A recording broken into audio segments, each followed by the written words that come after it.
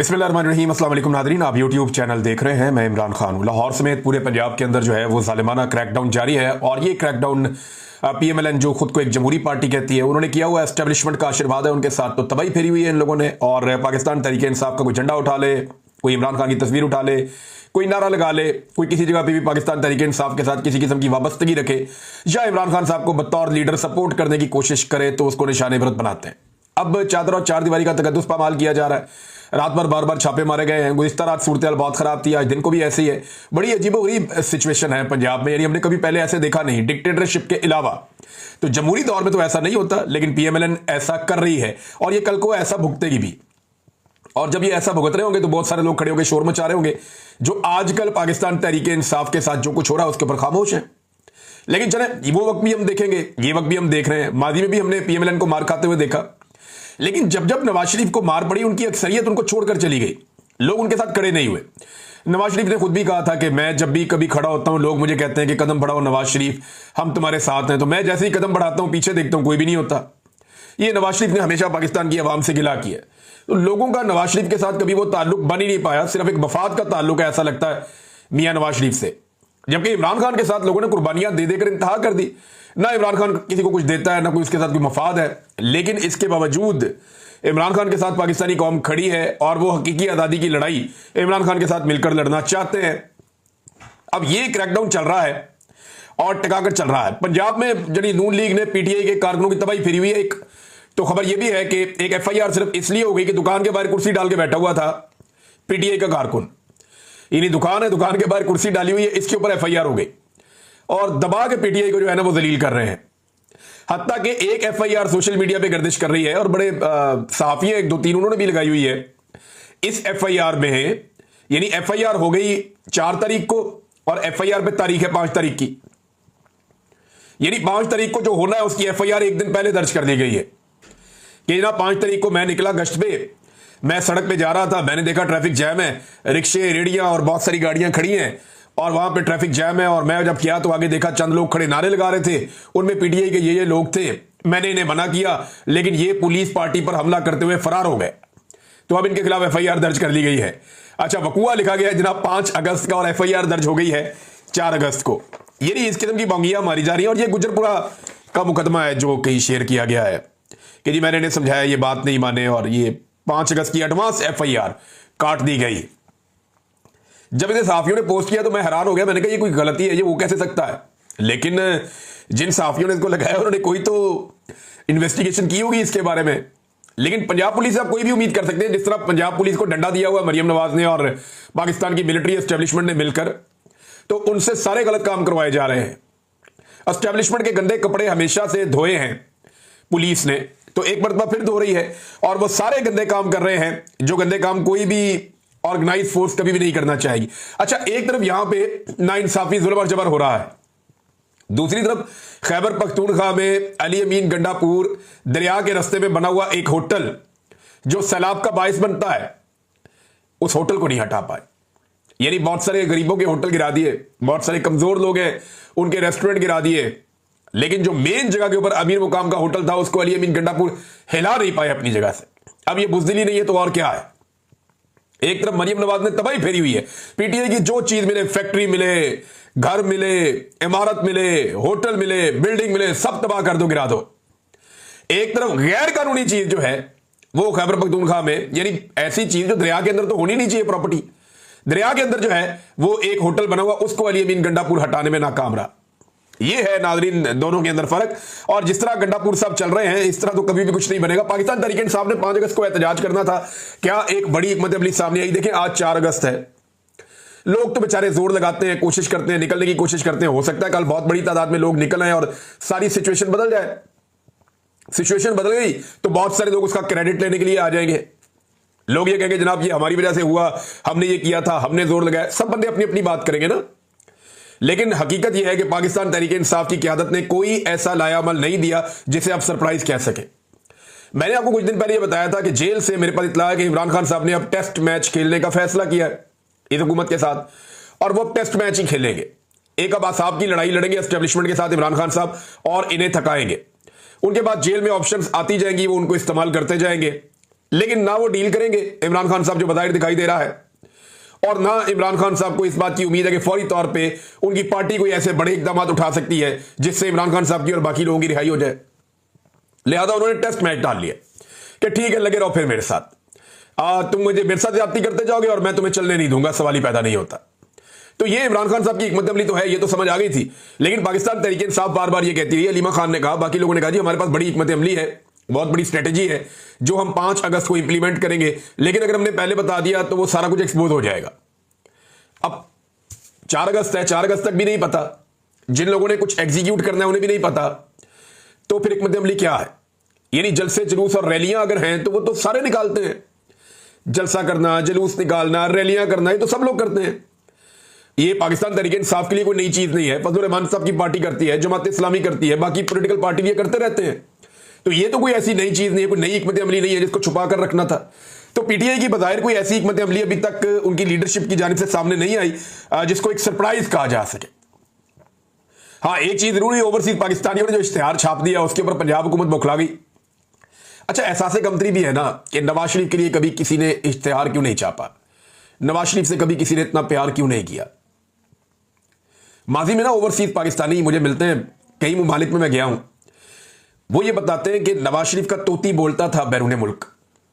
Overseas Pakistani peoples party से नफरत करते थे और नवाज शरीफ से इश्क करते थे। एक वक्त ये था जब नवाज शरीफ ने कहा कि कर्ज उतारो और मुल्क सवारों की स्कीम आ रही है, उसके ऊपर दुनिया नवाज शरीफ के साथ चल पड़ी, इतना पैसा जमा हुआ कहां गया कुछ पता नहीं है।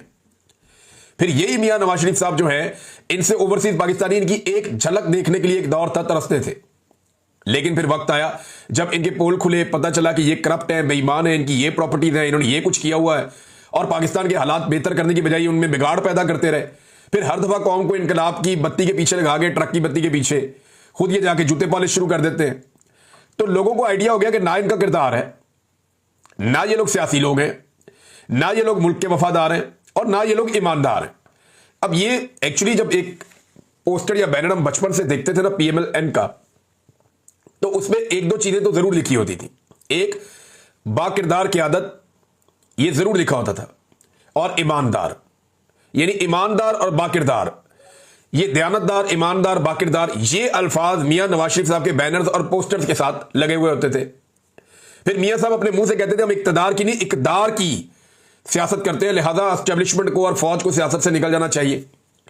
आज मियां साहब और उनके सारे लटरम पटरम ये मिलकर कहते हैं जी हमें बड़ा फख्र है इस बात के ऊपर कि हम एक हाइब्रिड मॉडल लेकर आए। हाइब्रिड का लफ्जी मतलब है दोगला, कि हम एक दोगला निजाम लेकर आए जिसमें हुकूमत कोई और कर रहा है और सामने हम बैठे हुए स्टीयरिंग के ऊपर।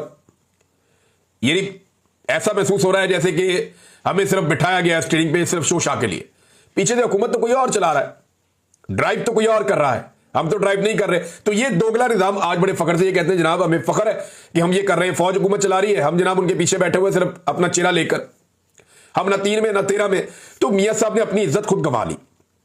वही ओवरसीज जो कल तक मियां साहब के नाम की माला जपते थे, आज वो मियां साहब को मुंह नहीं लगाते। उन्हीं शहरों में जहां मियां नवाज शरीफ साहब की एक झलक देखने के लिए लोग तरसते थे, आज उन्हीं शहरों के अंदर मियां नवाज शरीफ साहब अपनी खिड़की खोल के बाहर मुंह नहीं निकाल सकते कि कोई गंदा अंडा ही ना मार दे। ये इतनी अजीबोगरीब सूरत हाल इनके साथ क्यों हो गई? देखिए, एक इश्तिहार को लेकर ये बेचारे परेशान हो गए जो ओवरसीज पाकिस्तानियों ने न्यूयॉर्क टाइम के अंदर लगवाया। न्यूयॉर्क टाइम के अंदर इश्तिहार लगवाया, ये इतने बुखला गए कि इनकी वज़ीर इत्तलात आके बैठी। उन्होंने कहा जी कि ये $1,80,00,000 का इश्तिहार, $1,80,00,000, ये तो बहुत अरबों रुपए बनते हैं। तो क्या न्यूयॉर्क टाइम में अरबों रुपए का इश्तिहार छपता है? मैंने उसको चेक किया तो वो पता चल गया ये कोई 1-1.5 लाख से शुरू होता है। मैक्सिमम इश्तिहार जो सबसे महंगा वाला है वो $2.5 लाख तक जाता है, इससे महंगा तो ये होता ही नहीं इश्तिहार। और जो इमरान खान साहब ने इश्तिहार छापा ये मैक्सिमम $1-1.5 लाख का होगा, इससे ऊपर क्या होगा? तो $1-1.5 लाख तो ओवरसीज पाकिस्तानी इमरान खान के ऊपर से वार के फेंक देते हैं। भाई इमरान खान ब्रांड है, लोग उससे प्यार करते हैं, उस पर जान निछावर करते हैं। आपको 3 साल हो गए, आप मिलिट्री एस्टेब्लिशमेंट के साथ मिलकर उसको पीस रहे हैं, उसको मार रहे हैं, उसको तबाह कर रहे हैं, आप उसका कुछ भी नहीं बिगाड़ सके। लोग आज भी उसके साथ खड़े हैं। जिस दिन पाकिस्तान में फ्री एंड फेयर इलेक्शन हो गया या जिस दिन फौज को न्यूट्रलाइज कर दिया पाकिस्तान की अवाम ने, उस दिन आपको अपनी जो पहले 17 सीटें मिली है शायद वो भी ना मिले। बल्कि कुछ जो सीनियर सियासतदान है वो ये दावा कर रहे हैं कि पहले तो इनको 17 सीटें मिल गई थी, अब इलेक्शन करवा लें, इनको वो 17 सीटें भी नहीं मिलनी, इनका बेड़े गर्क हो गया। अब आप इनकी शक्ल नहीं देखना चाहती जो हरकतें इन्होंने पाकिस्तानियों के साथ कर दी हैं।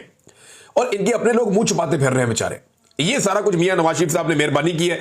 बहरहाल ये इतने परेशान हो गए एक इश्तिहार पे जिसके पैसे अवाम ने दिए हैं, यानी लोगों ने अपनी मर्जी से इश्तिहार छापा, जिसकी मर्जी शक्ल छापे। अब नवाज शरीफ की नहीं छापते क्या करें? वो इमरान खान को पसंद करते हैं, उसके बारे में बात करते हैं, उसके बारे में इश्तिहार छापते हैं, उसके लिए एहतजाज करने निकलते हैं। लंदन के अंदर एहतजाज हुआ है, देख के यहां हैरत होती है कि पूरी की पूरी पीडीएम मिलकर एस्टेब्लिशमेंट को साथ भी मिला ले तो लंदन में 10 डाउनिंग स्ट्रीट के बाहर वो इससे आधे बंदे इकट्ठे नहीं कर सकते मिलके। लेकिन इमरान खान साहब की एक छोटी सी कॉल के ऊपर उनका एक अदना सा कारकुन कहता है कि आ जाओ, तो सारे पहुंच जाते हैं 10 डाउनिंग स्ट्रीट के बाहर, ओवरसीज पाकिस्तानी। तो ये नादरीन इमरान खान साहब की बात तो है, ब्रांड तो वो है, अब उसका मुकाबला नहीं कर पाते। और उसका मुकाबला करने के लिए ये अवाम का पैसा इस्तेमाल करते हैं इश्तिहारों में लगाने के लिए। बहुत अजीब चीज मैं आपको बता रहा हूं, जितना भी सरकारी पैसे से बोर्ड लग रहे हैं, बैनर्स लग रहे हैं, होर्डिंग्स लग रहे हैं, जितनी भी प्रमोशन हो रही है 14 अगस्त 1947 यौम आजादी के हवाले से जितनी प्रमोशन हो रही है, उसमें मैं ये लगातार देख रहा हूं कि आसिम मुनीर की तस्वीर है, नवाज शरीफ मरियम नवाज की तस्वीर है और शहबाज शरीफ की तस्वीर है। उसके अंदर से अल्लामा इकबाल और कायदे आज़म गायब हैं। अब मेरा सवाल यह है कि क्या मौजूदा एस्टेब्लिशमेंट ने और उनके ये जो टाउट्स हैं, इन्होंने मिलकर यह फैसला कर दिया है कि कायदे आज़म और अल्लामा इकबाल को बाहर रखना है इन सारे मामलों से? तो मैं इन्हें वार्निंग दे रहा हूं कि अपनी तबीयत ठीक कर लो और बंदे दे पुत्र बन जाओ और कायदे आज़म और अल्लामा इकबाल की फोटोज लगाएं आप। ये जितने सरकारी लोग ये गंद मार रहे हैं ना कि कायदे आज़म और अल्लामा इकबाल की जगह पे वो ये करप्ट सियासतदानों को और फील्ड मार्शल को लगा रहे हैं सड़कों के ऊपर, जगह जगह के ऊपर, तो आप नफरत में इजाफा कर रहे हैं। 14 अगस्त 1947 पाकिस्तान आजाद हुआ था, बानिया पाकिस्तान एक ही था, कायदे आज़म मोहम्मद अली जिन्ना। ये लोग तो तब पैदा भी नहीं हुए थे जिनके आप बैनर और पोस्टर लगाते चले जा रहे हैं। तो मेरे ख्याल में होश के नाखून लें और ये गंदी और गलीज हरकतें बंद करें। सरकारी पैसे का इस्तेमाल उस काम के लिए करें जिस काम को आवाम अप्रिशिएट करे। ये नई चीज मैं एक पहली मर्तबा देख रहा हूं कि कायदे आज़म मोहम्मद अली जिन्ना और अल्लामा इकबाल रहमतुल्लाह अलैह और बाकी जो लोग बानियाने पाकिस्तान है उन लोगों की फोटोज नहीं लगा रहे ये लोग, और सरकारी पैसा इस्तेमाल कर रहे हैं। ये किसी का जाती पैसा नहीं है, सरकारी पैसा है। यानी इमरान खान का इश्तिहार अगर पब्लिक के अपने पैसे से लगे, लोग खुद अपनी मर्जी से लगाएं, तो वह इन्हें तकलीफ होती है। लेकिन जब ये अवाम का पैसा इस्तेमाल करते हैं, जो टैक्स का पैसा है, टैक्स पेयर्स का, उसको इस्तेमाल करते हैं और वहां पे ये अपनी जाती तशहीर करते हैं, वहां इन्हें तकलीफ नहीं होती। और बहुत सारी मिसालें और भी हैं, मैं आपके सामने रख सकता हूं। लेकिन एक और खबर है, ये सरफराज जोगर साहब हैं, chief justice Islamabad high court. इन्होंने जब नोटिस लिया और ये मामला उनके पास आया, जो मामला है लापता अफराद के लवाहिकीन जो इस्लामाबाद में एहतजाज कर रहे हैं उसके ऊपर, और ये आज के दिन में रखा गया था वहां पे सुनने के लिए। तो इस केस में क्या हुआ मैं आपको बताऊंगा, आप हैरान हो जाएंगे। हमें पहले ऐसे लगा कि इस्लामाबाद हाई कोर्ट जो है वहां पे एक लार्जर बेंच केस सुन रहा था, जो जबरी तौर पे गुमशुदगियां होती हैं या लापता अफराद का एक केस है, वो वहां पे लगा हुआ था। लेकिन वो बेंच टूट गया था। अब एक नया बेंच तश्कील देना था ताकि लवाहिकीन को इंसाफ मिले। तो हमें ऐसा लगा कि चीफ जस्टिस ने बुलाया तो वो बेंच बनाएंगे, लेकिन बेंच बनाने की बजाय उन्होंने कोई और ही काम कर दिया। चीफ जस्टिस साहब ने जो कुछ अदालत के अंदर किया उससे ऐसा लगता है कि वो चाहते हैं कि इसी तरह बस इनको उठाओ यहां से, ये जो बलूचिस्तान से लोग चलकर आए हुए इनको उठाओ यहां से, ये यहां पे कहां पे आके बैठ गए हैं। और पुलिस के ऊपर चीफ जस्टिस गर्म हो गए कि इनको उठाया जाए। डिप्टी कमिश्नर को अहकाम जारी कर दिए कि इनको यहां से उठाया जाए। डिप्टी कमिश्नर ने कहा कोई और इनको जगह दे देते हैं दूर दराज, वहां पे ये चले जाएं, यानी कहीं और इनको बैठा देते हैं जाके। अब चीफ जस्टिस ने कहा जी मुजाहिरीन के साथ मुज़ाकरात करें और धरना खत्म करवाएं। चीफ जस्टिस साहब ये नहीं सोच रहे कि ये लोग आए क्यों हैं, ये नहीं सोच रहे कि ये वहां पहाड़ों से, चट्टानों से और रेगिस्तानों से उठ के, जहां इंटरनेट नहीं है, जहां पे सहूलियात नहीं है बुनियादी जो जिंदगी की होती हैं, वहां से ये लोग उठकर इतनी दूर इस्लामाबाद क्यों आए? ये हजारों किलोमीटर का फासला तय करके पहुंचे हैं, तो ये सिर्फ यहां पे आगे सड़क पे बैठने के लिए पहुंचे हैं? इनकी बात तो सुने कि ये आए क्यों? आपको इनकी शक्लें बुरी लगती हैं, आपको इनके कपड़े अच्छे नहीं लगते, आपको ये गरीब लगते हैं, कमजोर लगते हैं, आपको इनसे घिन आती होगी, आपको लगता होगा ये कीड़े मकोड़े हैं, लेकिन ये पाकिस्तान के उतने ही शहरी हैं जितने आप शहरी हैं। ये बलूचिस्तान से आए जिनके वसाइल के ऊपर आप पूरी दुनिया में जाके इतराते फिरते हैं कि हमारे पास बड़ी मादनियां आता है, हम आपको ये दे देंगे वो दे देंगे। ये वही बलूचिस्तान के शहरी हैं जिनको आज तक बुनियादी इंसानी हकूक नहीं मिले। आप ये तो चाहते हैं यहां से उठ जाए, ये नहीं चाहते कि ये आए क्यों है। वो वजह खत्म करें ना चीफ जस्टिस साहब। देखें, एक दिन आप मर जाएंगे, जब आप मर जाएंगे तो आपके घर वाले आपको दफन कर देंगे। जब आप दफन हो जाएंगे तो फिर आपकी एक नई कहानी शुरू हो जाएगी, आपको हिसाब देना पड़ेगा। और ये मासूम लोग आपका गिरेबान पकड़े, इससे बेहतर है इन्हें इंसाफ दें।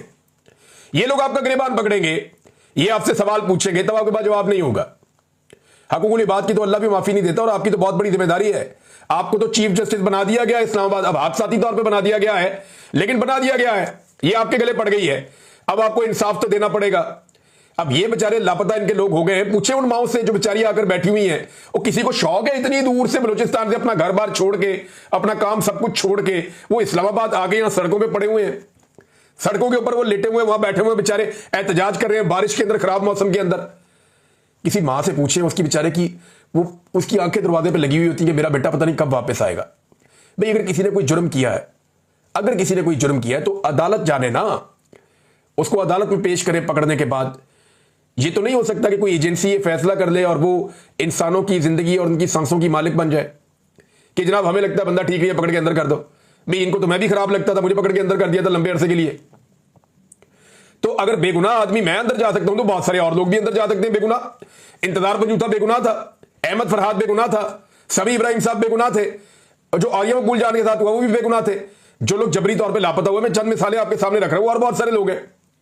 सदाकत अब्बासी ने कौन से कुछ जुर्म किए हुए थे, और जितने लोग प्रेस कॉन्फ्रेंस कर देते थे वो किसी और तरफ, और जो नहीं करते थे वो किसी और तरफ। बारह वो मामला दूर चला जाएगा। चीफ जस्टिस साहब आपको इंसाफ देना पड़ेगा, वरना फिर आपको जवाब देना पड़ेगा, इस जहान में भी और अगले जहान में भी। और एक बार ज़हन में रखिएगा, पाकिस्तान में जब भी इनकलाब आएगा ना, तो इस किस्म की अदालती जजमेंट्स और इस किस्म के कंप्रोमाइजेज की वजह से ये आपकी अदलिया भी अवाम के नगे में आएगी। उस वक्त लोगों को अदलिया के ऊपर भी गुस्सा आ रहा है, और लोग ये जानते हैं कि जो कुछ पाकिस्तान में हो रहा है इसमें अदलिया इस वक्त एक सहूलतकार का किरदार अदा कर रही है। वो बेचारे बलोच बुरे लगते हैं आपको, उनकी बात तो सुनो, उनकी तकलीफ तो महसूस करो। सरफराज डोगर साहब, आपका बेटा उठा लिया जाए ना, बेटी उठा ली जाए और उसे जबरी तौर पे लापता कर दिया जाए, आपको और आपकी अहलिया को पता ही ना चले, पूरा खानदान टकरे मारते रहे, कभी इधर भागे, कभी एहतजाज करें, कभी अदालत में जाएं, आपको पता ही ना चले वो गया कहां पे है।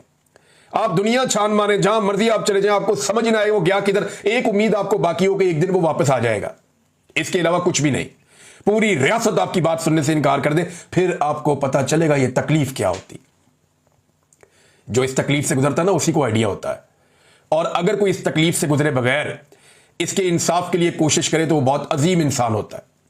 तो आप कोशिश करें कि आप थोड़ा सा अजमत के किसी मेयार पे पूरा उतरें और इन लोगों के लिए आवाज उठाएं, बजाय इन लोगों को उठवाने के।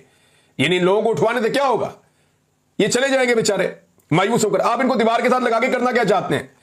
ये इस शहर में आए कि यहां पे फैसले होते हैं, ये अपना फैसला लेने आए हैं कि हमारे प्यारे हमें वापस करो या अदालतों में पेश करो, अपना फैसला लेने आए।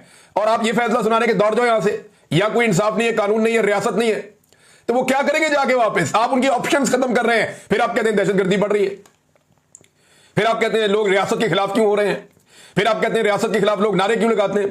तो जैसा आप उनके साथ सलूक करेंगे वो बेचारे वही करेंगे ना, उसके अलावा उनके पास ऑप्शंस खत्म हो जाती है। नाज़रीन, कश्मीर के एहतजाज में शिद्दत आ रही है। वहां पे नौजवान जो हैं उन्होंने मुख्तलिफ इलाके बंद कर दिए हैं, सड़कें बंद कर दी हैं। वो ये कह रहे हैं कि अब्दुल कयूम नियाज़ी साहब को रिहा किया जाए, जो साबिक वज़ीर आज़म भी हैं आज़ाद कश्मीर के और पाकिस्तान तहरीक इंसाफ के रहनुमा हैं। उन्हें पुलिस ने गिरफ्तार कर लिया था। अब कारकुनों ने मुख्तलिफ शाहराहें बंद कर दी हैं। पुलिस कोशिश कर रही है कि रास्ते खुल जाएं, कारकुन मान नहीं रहे। वो ये कह रहे हैं 24 घंटे का हमने आपको वक्त दिया था, हम पूरा का पूरा इलाका बंद कर देंगे अगर आपने अब्दुल कयूम नियाज़ी को रिहा ना किया तो। अभी तक तो सूरत हाल जूं की तूं है, जो इसके अंदर फर्दर डेवलपमेंट होगी आपके साथ मैं शेयर करूंगा। मौलाना ज़ियाउर रहमान साहब हैं, ये फजलुर रहमान साहब के भाई हैं। इन्होंने एक दावा किया है, ब्रिगेडियर राशिद नसीर, जिनका यह केस भी एक चल रहा था बरतानिया में, ये ब्रिगेडियर राशिद, अब तो रिटायर फौजी है ये, तो ब्रिगेडियर राशिद नसीर और इसके बारे में अली अमीन गंडापुर के बारे में उन्होंने कुछ इंकशाफ किया है, या आप इल्ज़ाम कह लें। उन्होंने कहा क्या, उन्होंने कहा जी ब्रिगेडियर राशिद नसीर ने गिरफ्तारी के वक्त जब अली अमीन गंडापुर के बाल काटे थे तो इसी वक्त आपसे लिखवा लिया था कि पीटीआई को तोड़ना है। हमें तो मालूम है, पीटीआई वालों को भी इसका किरदार मालूम होना चाहिए। आपने उसी वक्त सौदा कर लिया है जिनके साथ आपने सौदा किया था, अब उनके काम के भी आप नहीं रहे। ये मौलाना ज़ियाउर रहमान साहब, फजलुर रहमान साहब के भाई हैं, ये वो दावा कर रहे हैं। अब गंडापुर साहब इसका क्या जवाब देते हैं, उनके भाई क्या जवाब देते हैं। उन्होंने कहा जी बाल जो है वो ब्रिगेडियर राशिद नसीर ने कटवाए थे अली अमीन गंडापुर के, ये मौलाना ज़ियाउर रहमान साहब ने दावा किया है। अच्छा, ये दावा कोई और करेगा तो चुका जाएगा और मार पड़ेगी उसे। कोई भी ये दावा करेगा ना पाकिस्तान में, उसको चुक लेंगे, उसको मारेंगे, कुटेंगे। फजलुर रहमान साहब एस्टेब्लिशमेंट के साथ मिलकर स्टेटस को का हिस्सा रहते हैं, लिहाजा उनके भाई को कोई उंगली भी नहीं लगा सकता। बल्कि जो लोग ज़ेरे अताब आते हैं ना, उनमें से कुछ लोग अब दूसरी पॉलिटिकल पार्टी ज्वाइन करना शुरू हो गए हैं। ऐसे लोग जो पीटीआई के साथ थे लेकिन अब वो पार्टियां चेंज कर रहे हैं, कोई फजलुर रहमान साहब की पार्टी में जा रहा है, कोई पीपल्स पार्टी में जा रहा है। अच्छा, वो कारकुन जो अपनी पार्टी की लीडरशिप से नहीं मिल सकते, वो भी अगर ये कहते हैं ना हम पीटीआई से आ रहे हैं, तो उनकी लीडरशिप उन्हें मिल लेती है। ये आप अजीब चीज देखें, एक फोबिया है ना पाकिस्तान तरीके इंसाफ का जो पूरे मुल्क में चल रहा है। शुगर माफिया के हवाले से नाज़रीन खबर है, अगले वीलॉग में आपके साथ में शेयर करता हूं। अब तक के लिए इतनी, अपना ख्याल रखिएगा, अपने इस चैनल का भी अल्लाह हाफिज़।